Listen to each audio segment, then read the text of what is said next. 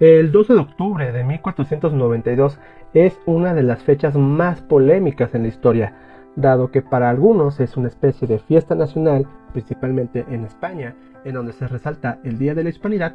Para el continente americano tiene diversos significados, desde el Día de la Raza, una especie de conmemoración del encuentro entre dos mundos, hasta el Día de la Resistencia Indígena. Y en estos días me realizaron una entrevista para una televisión local explicando este acontecimiento. Y esto es una muy buena idea para hacer preguntas y respuestas sobre el 12 de octubre. Hola, mi nombre es Luis y bienvenidos a Pausa Histórica, en donde el día de hoy hablaremos sobre el descubrimiento de América.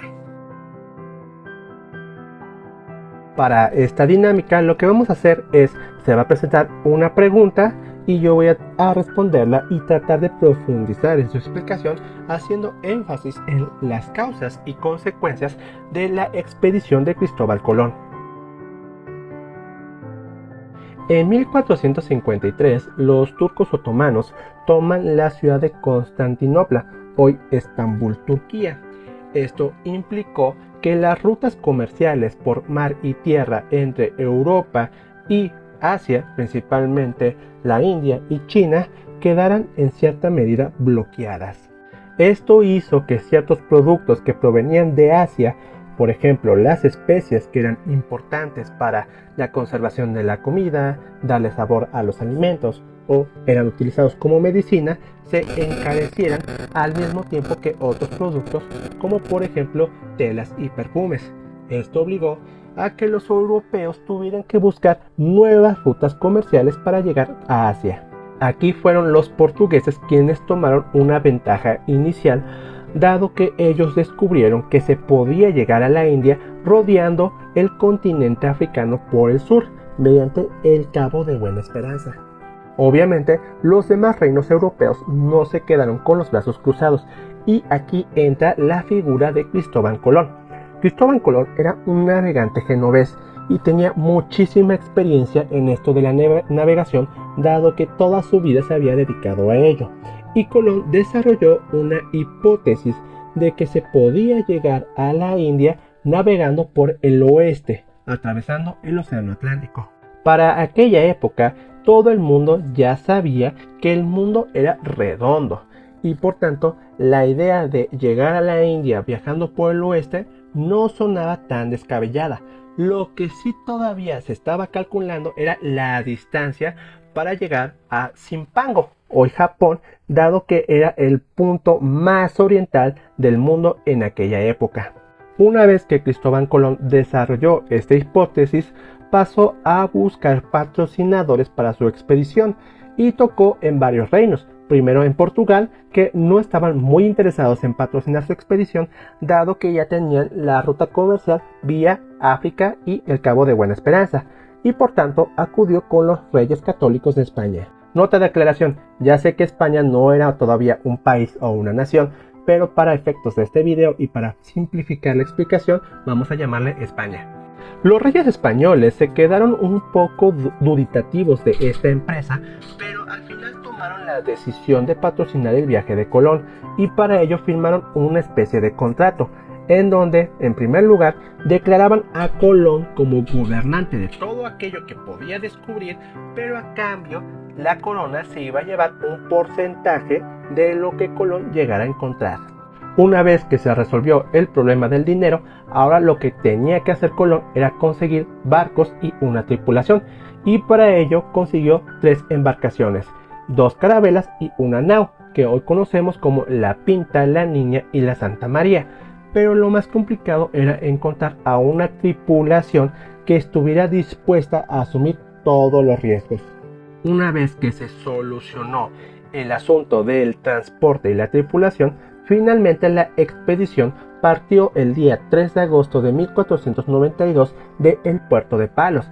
Su primera parada fue en la isla de Madeira para finalmente zarpar hacia el oeste. El problema evidente era que los cálculos de Cristóbal Colón estaban errados y ya habían pasado 2 meses sin encontrar tierra, y esto motivó a que la tripulación hiciera un motín para quitar a Cristóbal Colón y regresar a España. Pero afortunadamente para su causa, el día 12 de octubre de 1492 hallaron tierra. El día 12 de octubre los navegantes llegaron a una isla, la isla de Guanani, que forma parte de las Islas Bahamas. Colón rebautizó esta isla como la isla de San Salvador, y a partir de aquí se da el primer contacto entre los europeos y los nativos americanos. Afortunadamente para la expedición de Colón, estos nativos no eran hostiles y se pudo intercambiar comunicación y algunos productos. Una vez que Colón se reabasteció en dicha isla, procedió a explorar los alrededores y a partir de ahí la expedición va a llegar a la isla de Cuba, Jamaica y la isla de la Española, donde actualmente están los países de Haití y República Dominicana. Después de varios meses, la expedición retorna a España en enero de 1493, en donde esta expedición podemos considerarla un éxito relativo, dado que evidentemente Colón no llegó a Zipango y mucho menos a la India, sí dedujo que se había acercado mucho y por tanto esto motivó a los reyes católicos para realizar nuevas expediciones, dado que se habían intercambiado productos, entre ellos oro. Como lo dije anteriormente, la toma de Constantinopla por parte de los turcos otomanos obligó a los reinos europeos a buscar nuevas rutas comerciales para llegar a la India. Obviamente, si no hubiera sido España, otro reino, por ejemplo Portugal o Inglaterra, hubiera descubierto América, dado que pues en la búsqueda de nuevas rutas comerciales el descubrimiento de América era algo que iba a ocurrir sí o sí. Es muy difícil imaginar eso, pero si en dado caso de que los europeos nunca se hubieran topado con el continente americano, lo más seguro, o mejor dicho, no resulta demasiado aventurado sugerir que la violencia seguiría siendo un elemento esencial para las civilizaciones americanas. Es necesario recordar que para la formación del Imperio Mexica o el Imperio Inca, su expansión territorial se dio mediante la guerra y por tanto este ciclo iba a continuar. Aunque elementos como la religión, el idioma o la población permanecieran un poco inalterables o no hubieran sufrido cambios tan drásticos en tan pocos años, es necesario recordar que la violencia seguía siendo un elemento esencial en la vida política de muchas tribus e incluso imperios de América, y por tanto pues las guerras iban a continuar de una u otra manera. Probablemente estemos hablando del acontecimiento del milenio, dado que el descubrimiento de América transformó el mundo para siempre, y entre los historiadores hay un consenso de que el descubrimiento de América es la apertura de la historia moderna, porque sencillamente se da la mayor transformación del espacio humano en el mundo. ¿Esto qué quiere decir?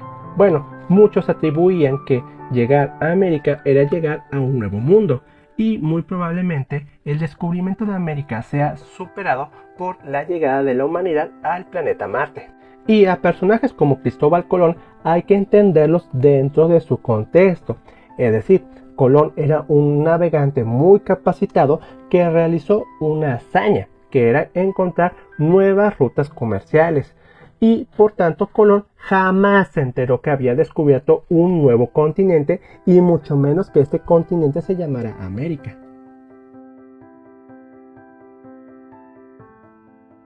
En la escuela se nos ha enseñado que el 12 de octubre es el Día de la Raza, el encuentro entre dos mundos, la raza europea con la raza indígena nativa de este continente. Y aunque últimamente ha surgido este discurso del Día de la Resistencia Indígena, en donde se busca reivindicar los derechos de los pueblos originarios de América, también es necesario recordar que muchos estados nacionales están perpetuando lo que habían hecho los europeos, es decir, apropiándose de los recursos naturales de varios pueblos originarios. Y estas discusiones son perfectamente válidas, porque como yo lo menciono, la historia no es un proceso cerrado, ni mucho menos finiquitado, sino que siempre van a existir discusiones sobre el pasado que surgen derivado de la situación de nuestro presente.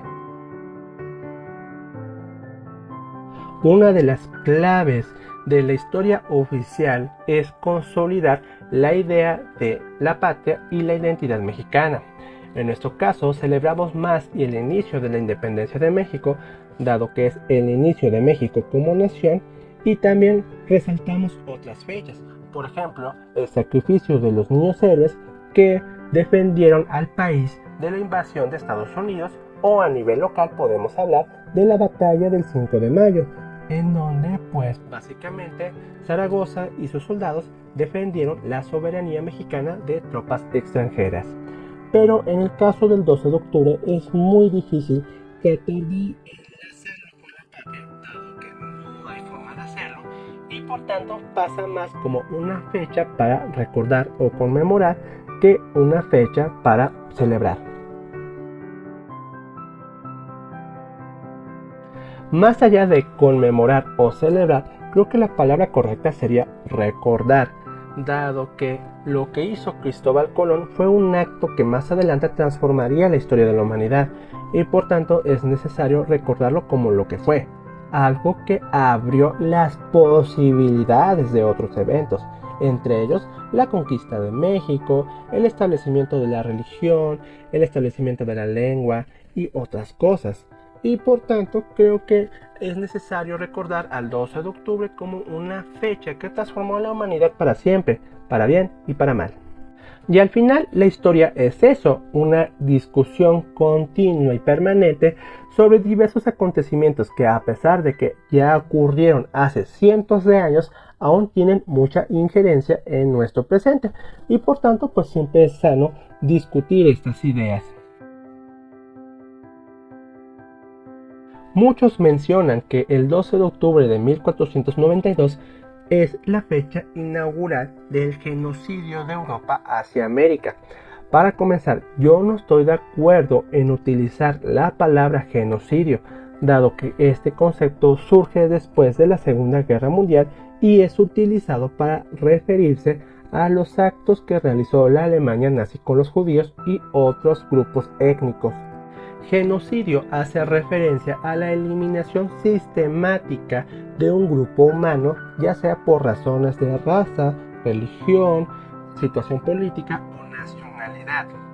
Es decir, un genocidio se planifica, se busca encontrar los mejores métodos para eliminar a otro grupo humano, pero en el caso de hablar de un genocidio de Europa a América es inviable, dado que a pesar de que sí existió una baja poblacional de los nativos americanos, esto se dio principalmente por las enfermedades, por ejemplo la viruela, en la cual los europeos sí tenían ciertos mecanismos para defenderse y lamentablemente los nativos, al no conocer esta enfermedad, no tenían las maneras de poder defenderse.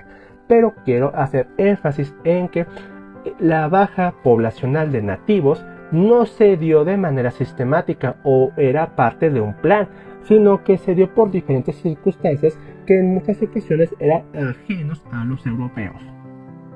Temas como los trabajos forzosos o la esclavitud sí existió, pero esos son temas de otra índole, por ejemplo la colonización, pero mientras aquí nos buscamos enfatizar en el descubrimiento de América. Pero bueno, eso es toda la entrevista más la pregunta extra. Si te gustó, favor de darle un like, comentarlo y compartirlo con tus conocidos. Recuerda seguir a Pausa Histórica en sus diferentes redes sociales. Mi nombre es Luis y nos vemos en el siguiente video. Adiós.